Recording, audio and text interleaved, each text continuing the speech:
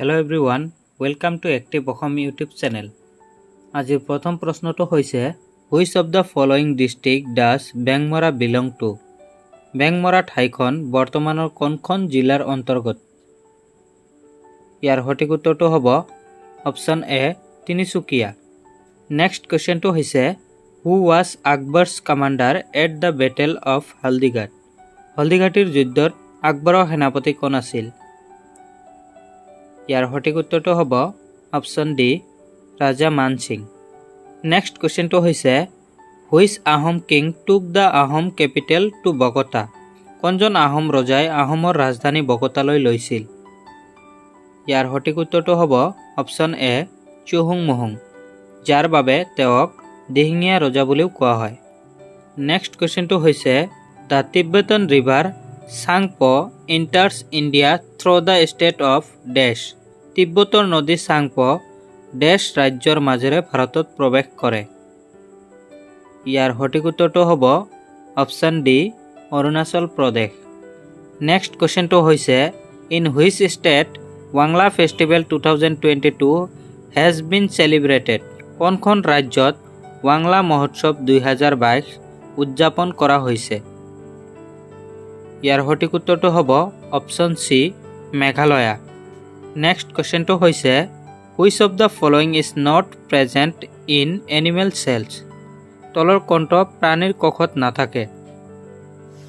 ইয়াৰ সঠিক উত্তৰটো হ'ব অপচন ডি চেলছ ৱালছ, কোষ বেৰ প্ৰাণীৰ কোষত নাথাকে।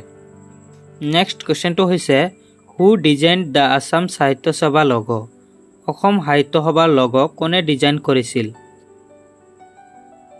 ইয়াৰ সঠিক উত্তৰটো হ'ব অপচন সি যুগল দাস।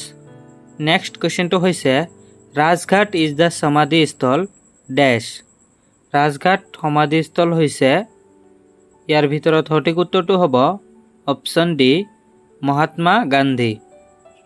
নেক্সট কুৱেশ্যনটো হৈছে হোৱাৰ ইজ শ্বেৰশ্বাহ's tomb located? শ্বেৰশ্বাহৰ সমাধি ক'ত অৱস্থিত? ইয়াৰ সঠিক উত্তৰটো হ'ব অপচন চি সাসাৰাম, যিটো বিহাৰত অৱস্থিত। নেক্সট কুৱেশ্যনটো হৈছে which known as the flying fish in sports all? ক্ৰীড়া জগতত উড়ন্ত মাছ বুলি কোনজনক জনা যায়? ইয়াৰ সঠিক উত্তৰটো হ'ব মিচেল ফিলিপছ। নেক্সট কুৱেশ্যনটো হৈছে which of the following is the most used chemical for refining of mangoes in India? ভাৰতত আম পকোৱাৰ বাবে তলৰ কোনটো ৰাসায়নিক পদাৰ্থ সৰ্বাধিক ব্যৱহৃত হয়? ইয়াৰ সঠিক উত্তৰটো হ'ব অপচন বি ইথাইন, যাক কেলছিয়াম কাৰ্বাইড বুলিও কোৱা হয়। নেক্সট কুৱেশ্যনটো হৈছে New Delhi the capital of India is situated on the banks of which river? ভাৰতৰ ৰাজধানী নতুন দিল্লী কোন নদীৰ পাৰত অৱস্থিত? ইয়াৰ সঠিক উত্তৰটো হ'ব অপচন বি য়ামুনা ৰিভাৰ। নেক্সট কুৱেশ্যনটো হৈছে which is the highest peak of India? ভাৰতৰ সৰ্বোচ্চ শৃংগ কোনটো? ইয়াৰ সঠিক উত্তৰটো হ'ব অপচন বি ছিকিমৰ কাঞ্চনজংঘা। নেক্সট কুৱেশ্যনটো হৈছে what was the name of first computer? প্ৰথম কম্পিউটাৰৰ নাম কি আছিল? ইয়াৰ সঠিক উত্তৰটো হ'ব অপচন বি এনাইক।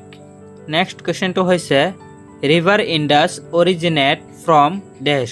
সিন্ধু নদীৰ উৎপত্তি হৈছে ডেশ? ইয়াৰ সঠিক উত্তৰটো হ'ব option D Kailash range. Next কুৱেশ্যনটো হৈছে which sports is Ryder cup associated with? Ryder cup কোনটো খেলৰ সৈতে জড়িত? ইয়াৰ সঠিক উত্তৰটো হ'ব অপচন ডি গল্ফ। নেক্সট কুৱেশ্যনটো হৈছে দূৰদৰ্শনত সম্প্ৰচাৰিত প্ৰথম অসমীয়া ছবি কি? ইয়াৰ সঠিক উত্তৰটো হ'ব অপচন বি বৃষ্টি। নেক্সট কুৱেশ্যনটো হৈছে which rocket use to launch Chandrayaan 3? কোনটো ৰকেটৰ সহায়ত চন্দ্ৰয়ান 3 উৎক্ষেপণ কৰা হৈছে? ইয়াৰ সঠিক উত্তৰটো হ'ব অপচন এ LVM-3। নেক্সট কুৱেশ্যনটো হৈছে Arvind Parikh is associated with which musical instrument? Arvind Parikh কোন বাদ্যযন্ত্ৰৰ লগত জড়িত? ইয়াৰ সঠিক উত্তৰটো হ'ব অপচন চি চিতাৰ। নেক্সট কুৱেশ্যনটো হৈছে when did the Assamese language regain its place as the medium of education? শিক্ষাৰ মাধ্যম হিচাপে কেতিয়া অসমীয়া ভাষাই নিজৰ স্থান ঘূৰাই পাইছিল? ইয়াৰ সঠিক উত্তৰটো হ'ব অপশ্যন বি 1873। ভিডিঅ'টো চাই ভাল লাগিলে চেনেলটো ছাবস্ক্ৰাইব কৰি ৰাখিব।